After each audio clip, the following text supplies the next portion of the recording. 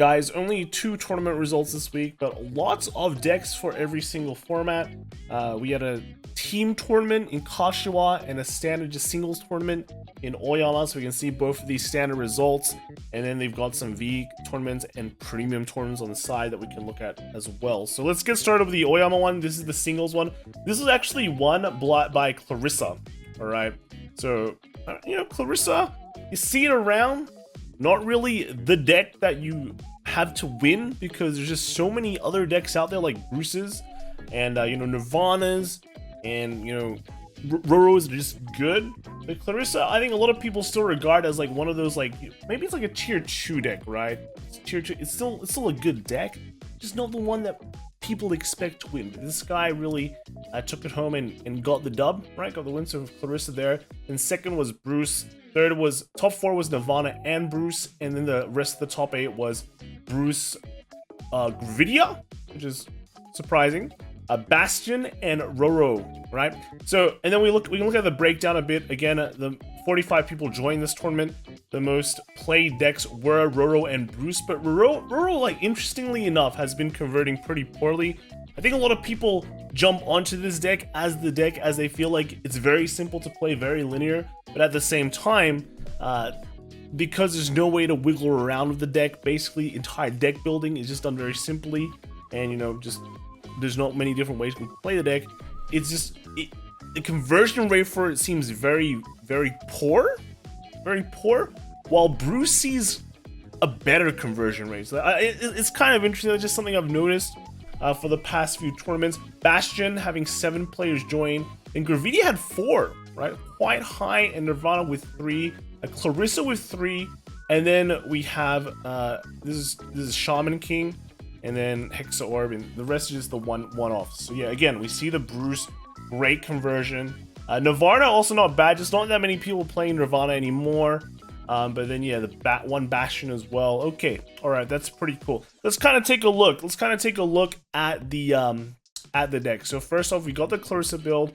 Again, Clarissa build, pretty simple to build. Playing 2 of the 30k order and 1 of the bounce. That's basically the flex slots, and just running the fronts, and that's basically it, right? Just chuck for everything else in, and you're good to go. Second place, we have the Bruce. This is just running a very standard looking Bruce with, again, the 20k guard orders. This has been popping up quite a lot recently, and I think it's definitely something to keep in mind of, right? Because this is actually an innovation from Bruce players. Actual innovation from Bruce players.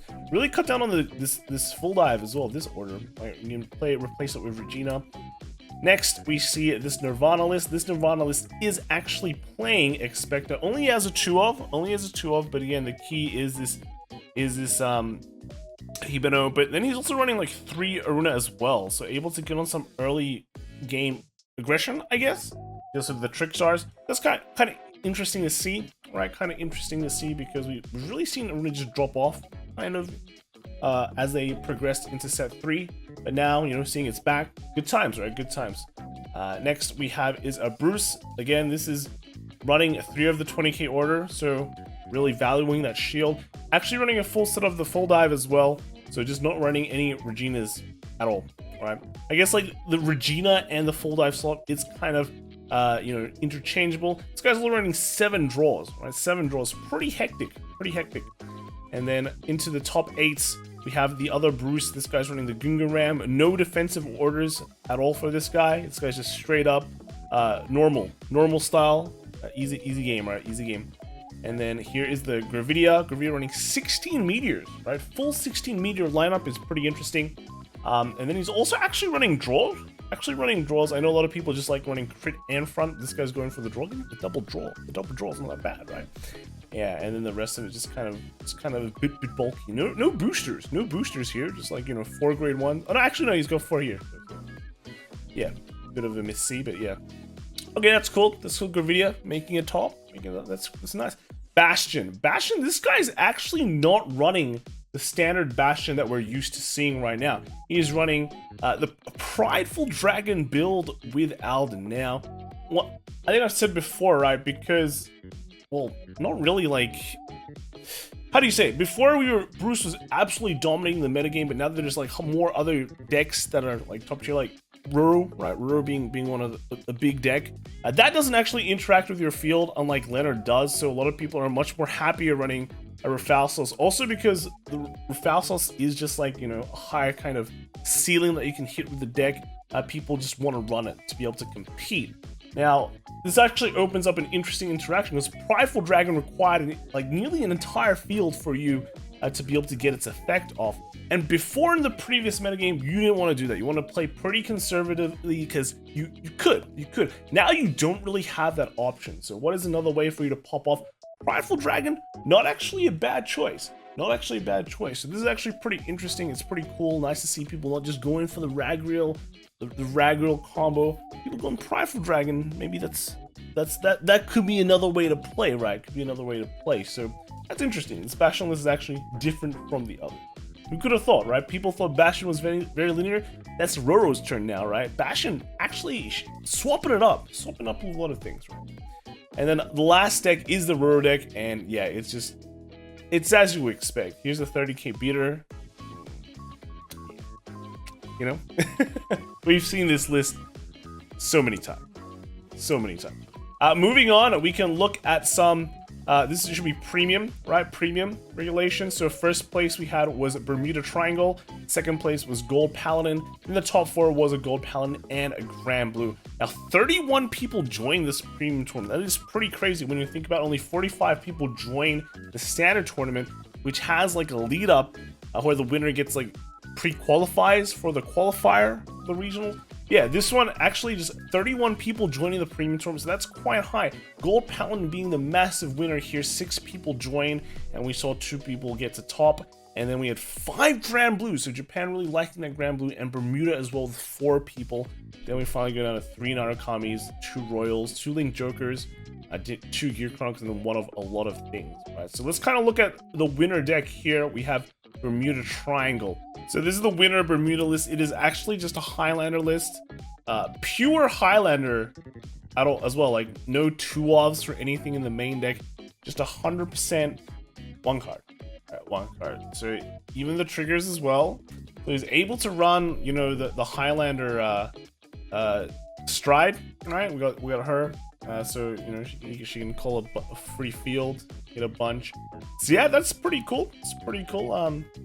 You know, I think Highlander is kind of regarded in the West, but I think their builds are a bit more greedier. And this one is just, you know, the Highlander life. There can only be one, except in the G zone, where there can sometimes be 2. So not much to say here. But then in the second place, we have a Gold Paladin, and this one is kind of weird. This one is running Gurgut, right? Gurgut and Ezel. So you kind of have like the superior ride. At the same time, you can ride into a Gurgut and maybe get some defensive power, which can kind of help you against maybe certain matchups. At the same time, he's also running fronts, which is kind of a bit strange, right? You know, fronts. I mean, fronts are cool, but crits are better, especially crits with Ultima is pretty good. You can go wide, get crits, and you just win, right? You just win. So I don't know. I'm not a huge fan of the fronts. If you want to play with Ultima, just run the crits. And then the Gurgwit is like, but it's not 100% like, I don't really understand, right? It's just, okay, I guess. So yeah, interesting. This is a Gold Paladin build. Third place also ran Gold Paladin. He didn't run the Gurgit as well. He just went Ezel, and he's got the like maxed out Percival, Sagamore.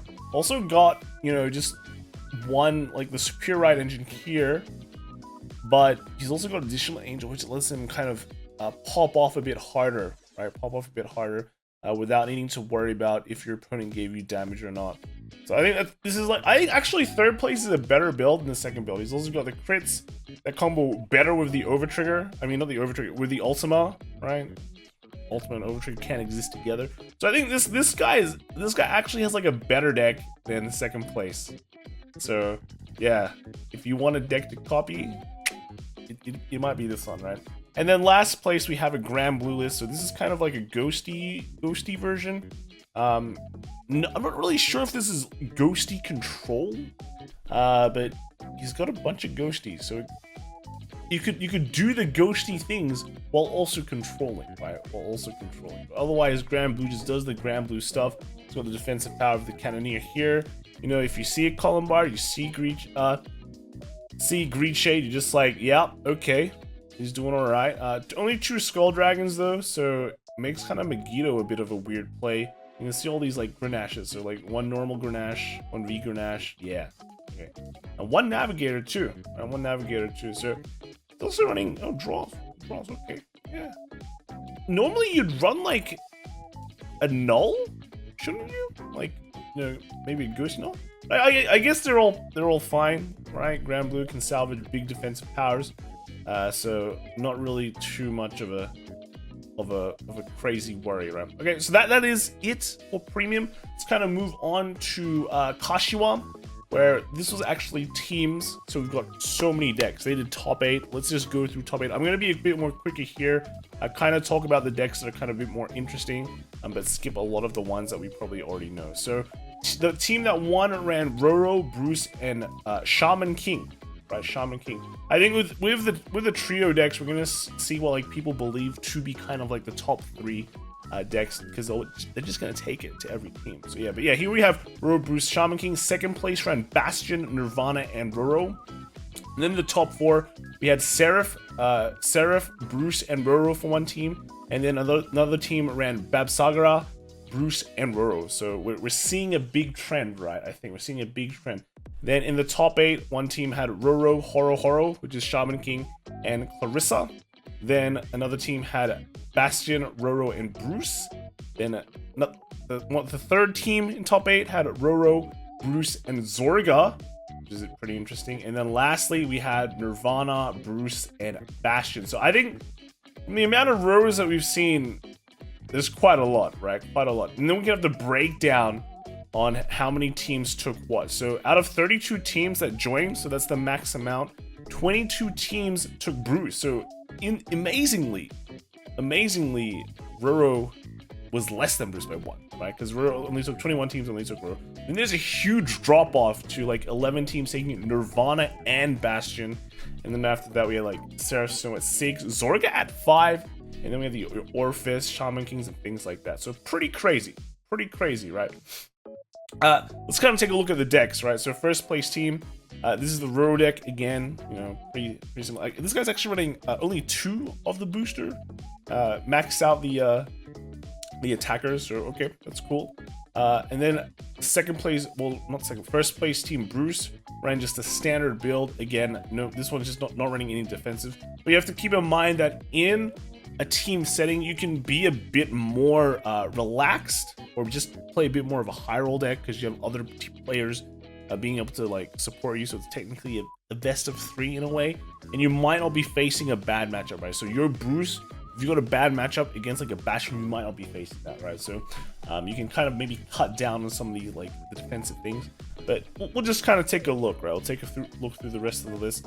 And then the third deck was the Shaman King. So this is Yo, right?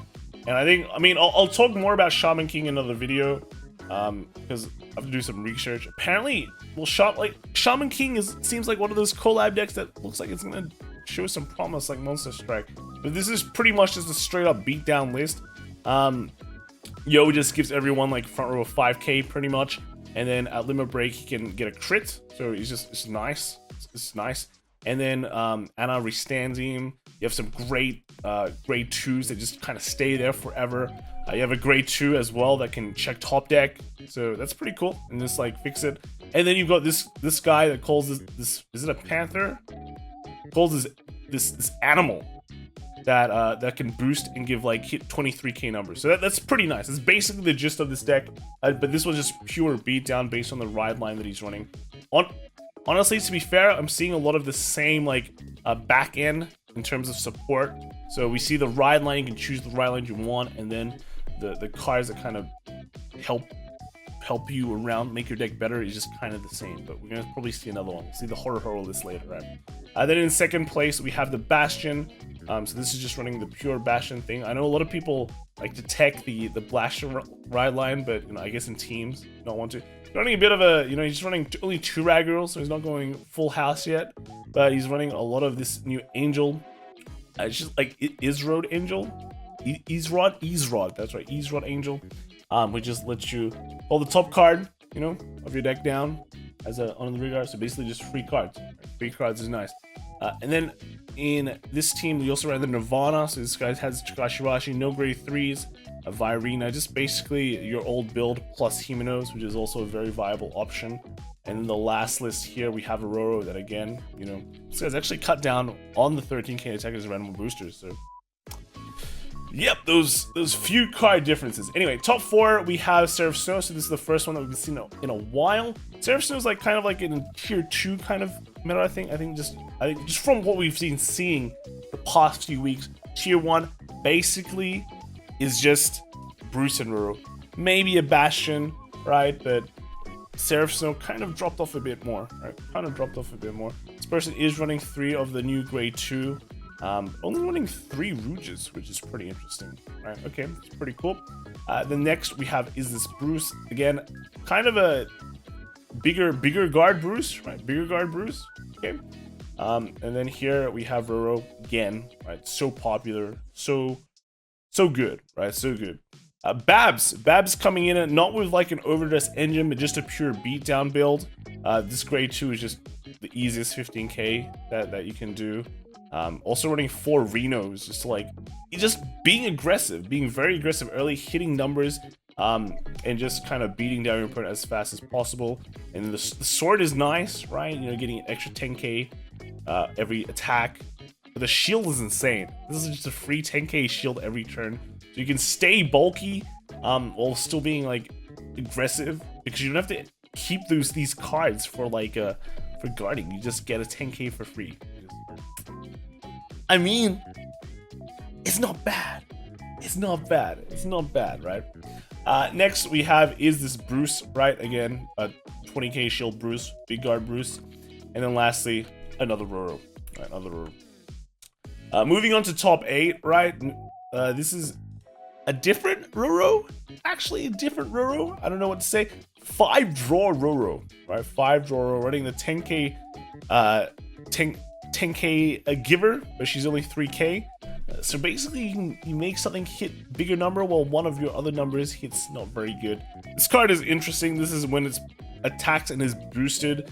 If you play an order this turn, you can put it to soul and you can countercharge once. So it's adding extra countercharge. This person's not running the grade 1 that just kind of does like 1 countercharge. So I guess, right? But I don't know. Yeah, it's pretty strange.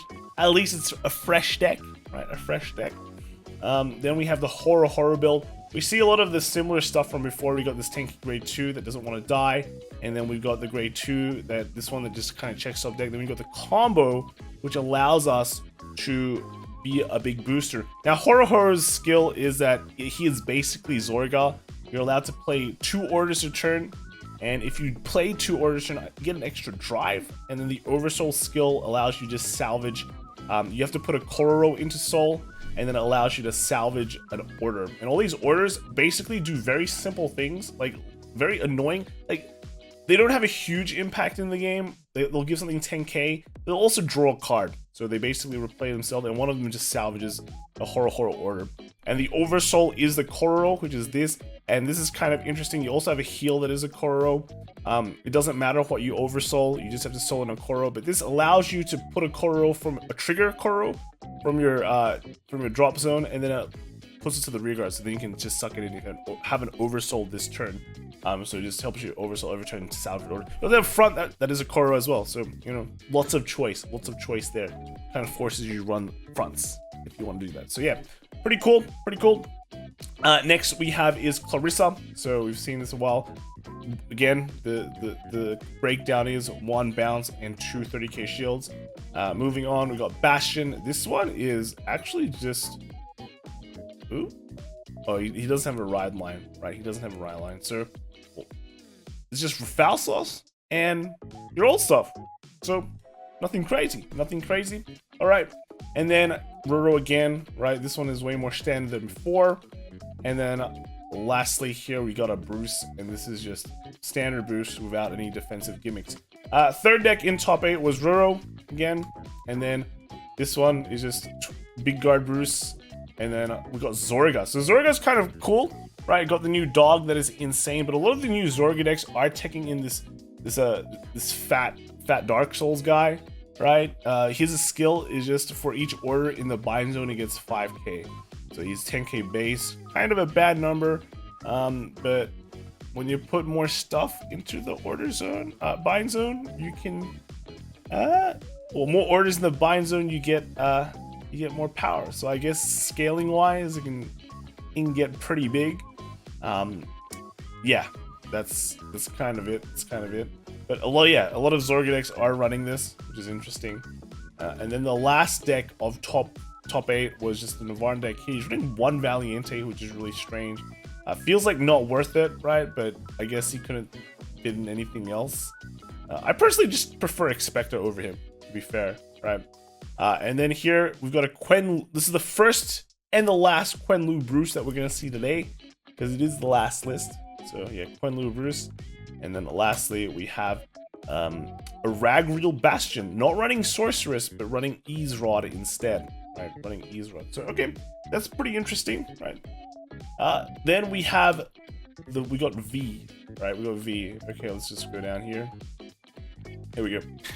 All right, so first for V, we have is Duke, which is popular in Japan. Then second was Chronojet, which is pretty cool. Then in top 4 we had Messiah and Ultimile, right? Ultimile. And the clan breakdown, we had 4 Luwais that just didn't make it at all, right? And the rest is just kind of a bit of everything, right? 2 Dimension Please didn't make it. 2 Gabriels that actually didn't make it. 2 Messiahs, 2 Melody, 2 Ghosties, 1 Kills. We got so many. There is everything. There is literally everything here, right? Let's go through them all. So the Duke list here is just, this is very reminiscent of the VMC champion list, I think, with the 2 PRs here just to counter Melody, but there weren't that many Melodies. But it's just a solid gold paladin list, right? So pretty nice. The second one is a Chronojet list. Now, I think a lot of people have been saying Chronojet is like kind of better now. The fail points for Chronojet have gotten a bit lower in that you've got a lot of cards that lets you get through the early game and survive, where like Chronojet was the weakness. The one fail point that hasn't changed was that if you draw too many of your strides, you're screwed. So that's kind of a bit annoying for the deck, but overall the deck is still in a pretty good place, I think, and is quite strong, right? So seeing it come second is pretty correct, I guess. In third, we have Messiah. Now, this Messiah list had, like, this exact same Messiah list has been popping up once in a while, right? I think it won one of the a WGP qualifier at some point and top somewhere else. The players that are playing it, I don't know if they are the same. I don't think they are, but it's just basically this exact same list. This list has gotten a buff because Heal Guardians are grade 3, and your guy, right, Mr. Monk here, Burst Monk, lets you wombo combo restand randomly, which is nice. But also just dropping a Volco turn 1 still wins games, right? It just wins games, like full stop. So it's not a bad deck, right? Not a bad deck. Pretty interesting list, but yeah, just something that we've been seeing quite a while. And then lastly, we have Ultimile. So all the Ultimile players, right? There's always one. They're always quite excited when Ultimile happens, and it has happened. So yeah, just good to see it pop up. And you know, I think, like, interestingly enough, I think we've seen quite a few Ultimiles compared to everything else, right? You know, we have Sanctuary Guard and things here that are still pretty good, even MLB, but Ultimile, I feel like we've seen it quite a few times. Just, I guess it's because the fans love it, right? Fans love it. So that is basically a lot of decks this week, a lot of standard lists, some interesting ones too, right? We've seen Bruce evolve, we've seen like Zorga do some things, Shaman King making some steps, and then yeah, I think it's pretty cool. And we saw some very interesting premium, and I guess, you know, the V premium results kind of show like it's still quite a wide meta out there. If we want to just take a look at the numbers breakdown for V Prem, I don't think we got it. I don't think we really got it. There's just so many decks. I could count them up, but that'll take a while. But just, I guess the premium numbers as well are pretty interesting for Japan. So let me know what you guys think in the comments below, and I will see you guys in the next video.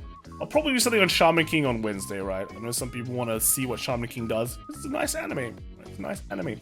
Even though it's a collaboration set that a lot of people complain about, right? But you know, we'll still take a look at it, right? So yeah, I'll see you guys in the next video, and yeah, bye.